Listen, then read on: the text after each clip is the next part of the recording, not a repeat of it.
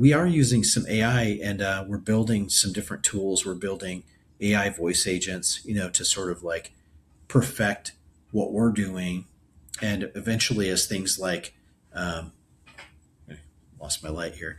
Uh, Eventually, as that technology gets better, it will be at the point where it could perform near as well as our agents on the phone. Will probably look to use it more. But right now the technology itself is cool. It's very cool that what it can do, but it's I'm more concerned with what it can't do.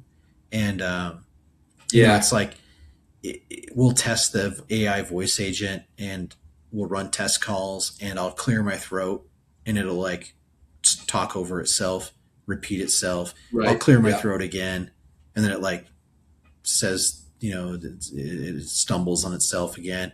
And then I clear my throat the third time, and it's like, okay, I'm going to end the call now. And so we're like, Yeah. people are standing that technology up as is, and they're rolling it out, and they're saying, I've got an AI voice platform, and companies are eating it up because it's cheap. Like, oh yeah, that's cheap. That's cheaper than what we're doing.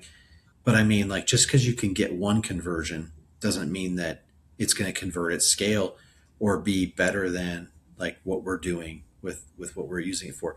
Similarly, like we're doing call analysis, and we transcribe the calls and we run it through LLM platforms. Yep.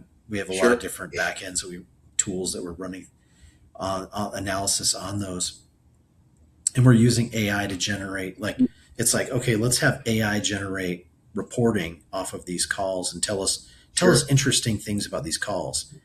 And the interesting things that Yep. it's finding are all irrelevant things, or Huh. That's stats that really are cool. just like Sure. meaningless. Like, what does this even mean? Like, why is this even important?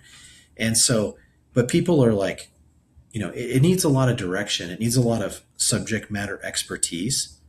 And in Yep. both cases, with AI voice, with call analysis, we have to interject, subject matter expertise into the education and the training and the management of that, because it is true, you can create those tools, and they're very easy to deploy to do those things, but you've got Yeah. to really give it like some guardrails and some strategic, this is what we need to see, and this is how we want to see it, and this is the way we want it 100%. organized.